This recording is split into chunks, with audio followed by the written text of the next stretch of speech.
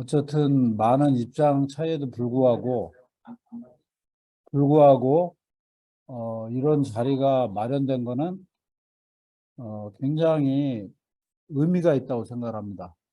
그래서 오늘의 토론에서 어떤 성급한 결론이나 자기 주장의 뭐 강요 내지는 자뻑 이런 걸 하지 말고 열린 정신으로 상대방으로부터 배운다는 자세로 좀 이야기를 하는 계기가 되었으면 좋겠습니다. 제가 일단 주장하고 싶은 것은 마르크스주의는 핵심으로 변증법을 갖고 있는데 변증법을 이해하는 방식은 너무나 다양해요. 제가 볼 때 이 레닌의 이네사 아르망한테 보낸 편지에 나오는 내용인데 변증법이라는 것은 어떤 사물을 분석할 때 역사적으로 분석을 해야 돼요. 개념이 먼저 등장하면은 그거는 아무리 지가 뛰어나도 바보짓을 하는 플라톤주의자야. 말이 막스주의자지. 개념이 앞서는 뭐 레닌의 무슨 제국주의 지표 뭐 어쩌고 저쩌고 거기에 맞춰서 어쩌고 저쩌고 뭐 전위당 어쩌고 저쩌고 그거는 바보 천재 플라톤주의자예요. 그거는. 두 번째는 다른 명제와 연관을 시켜야 돼요. 늘 비교 고찰을 해야 돼요. 그래야 상대방도 설득할 수 있고. 근데 지 얘기만 해.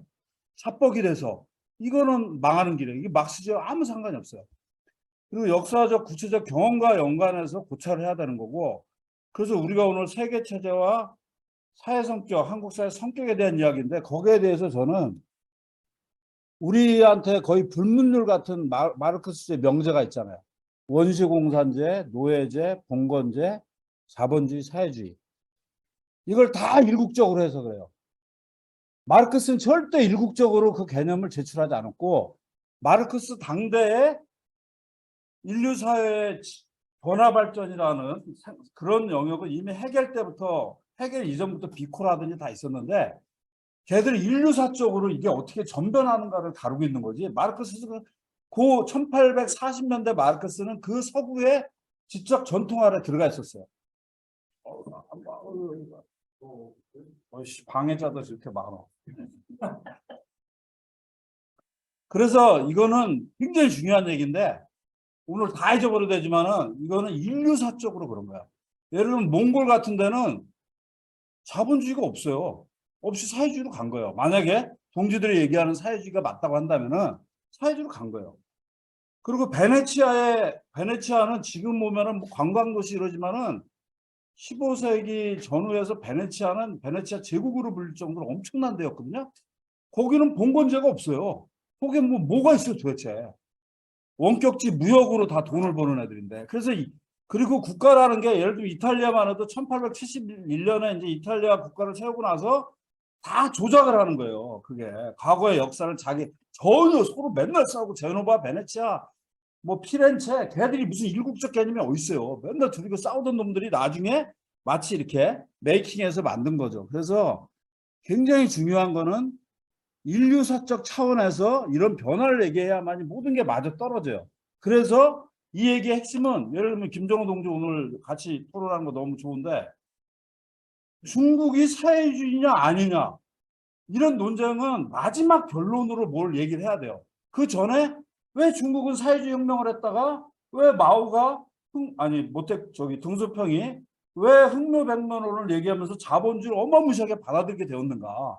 그것이 낳은 긍정적 효과와 부정적 효과가 뭐고 기존에 마오까지 있었던 사회주의와 어떤 다른 체제가 왜 구성돼서 돌아가는가. 거기에 대해서 선악 개념이 아니고 어떠한 과정도 있었고 그 속에서 인민들은 어떤 처지에 있었고 지도부는 어떤 이런 풍부한 논의 속에서 마지막으로 그럼에도 불구하고 사회주의라든지 사회주의 옷을 입었는데 아무리 봐도 이건 사회주의는 아니다. 뭐 이래야 무슨 사람 간의 대화가 되는데 그게 없어요.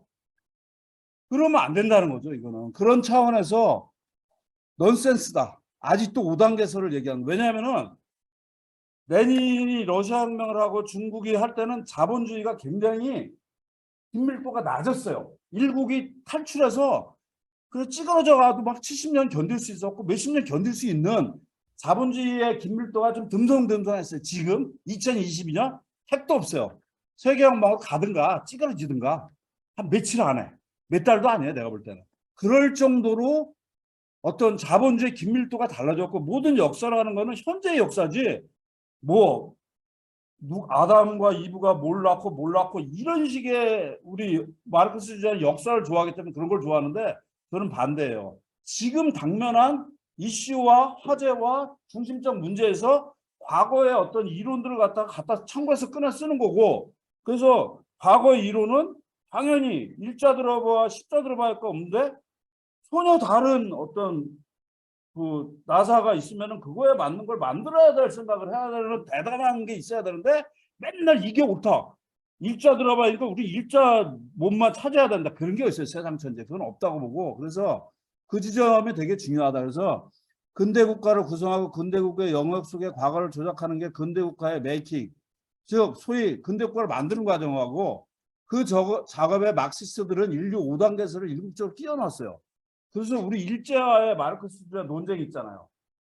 그 노예제가 존재했는가라든지 그런 것 자체가 넌센스예요. 제가 볼 땐 지금 와서 보면. 근데 그 당시 분들을 욕되게 하려고는 아니고 그 당시엔 그런 문화였다는 걸 이해는 하지만 지금도 그 얘기를 반복해서 한다. 그거는 안 된다라고 보고 요거는 뭐 제가 여러 번 얘기했고 시간상 이거는 넘어가고 맨 마지막으로 가서 이 가장 큰 문제는 2페이지 자본론은 첫 번째 자본론의 권위에 찌그러지면 안 돼요. 1850년대에 막 굶어가면서 막 미친 듯이 쓴 책이니까. 그래서 전제가 뭐냐면 닫힌 사회 구성체예요. 닫힌 사회 구성체. 근데 닫힌 사회 구성체는 없어요. 다 연동돼 있어요. 우리나라 자본주의 발전 과정도 그렇고. 두 번째는 자본가 계급과 노동자 계급만 존재하는 전제가 있어요. 다른 계급이 등장을 안 해요. 세 번째, 생산된 상품은 실현된다는 전제 아래서 시뮬레이션을 하고 있는 거예요. 근데 실현은 안 돼요. 그러니까 공황이 벌어지고. 근데 공황 얘기도 나오고 막 뭐 조종을 울린다 나오는데 그거는 변주예요. 그거 너무 재미가 없으니까 자본주의가 이렇게 돌아간다. 그런 면에서 자본론을 잘못 읽으면 일국 사회 구성체에 접근하게 됐고 그 전형이 제가 레닌을 욕해서 죄송한데 아주 좋아하지만은 원래 좋아하는 사람을 씹는 게 후배잖아요. 예. 그래서 레닌의 유배지에서 쓴 러시아에서 자본주의 발전인데 이게 전형적인 일국 단위 분석이에요. 레닌이 제국주의론을 썼기 때문에 굉장히 국제주의인 줄 알지만은 그건 잠시 1914년 전쟁에 호박이 깨갖고 잠시 국제주의적 사고를 한 거지 레닌은 대단히 일국적인 사람이었고 그게 중국혁명에 반영돼서 중국 사회 성격 논쟁 30년대 근데 느닷없이 한국에 1980년대 이후에 사회 성격 논쟁이 벌어졌는데 이거는 굉장히 끔찍한 일이라고 저는 생각을 해요. 저도 이 논쟁에 굉장히 많은 열의를 갖고 참석했던 사람이지만 지금 와서 보면은 아주 자본주의에 대한 몰이해 속에서 진행된 논쟁이었다. 그리고 이제 김장면 동지가 저기 발제 끝에 일국혁명과 세계혁명의 관계 과정은 거기에 대해서 얘기를 했는데 정태적이 아니면 동태적이다. 그것은 병법에 있어서 분산과 집중의 문제이다. 손자병법 6편의 허실편인데 이게 제가 가장 좋아하는 편인데 모든 전략의 기본은 집중과 분산, 선택과 집중이에요.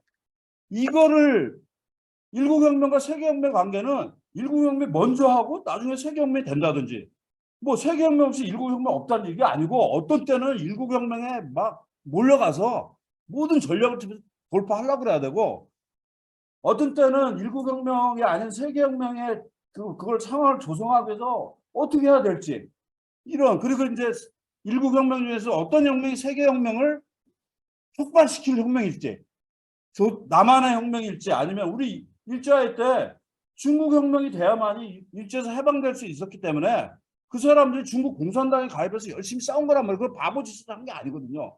그렇게 역동적 과정 속에서 일국혁명과 세계혁명에 대해서 우리는 사유할 수 있어야만 한다. 그런 이야기를 끝으로 마치겠습니다. 이상입니다.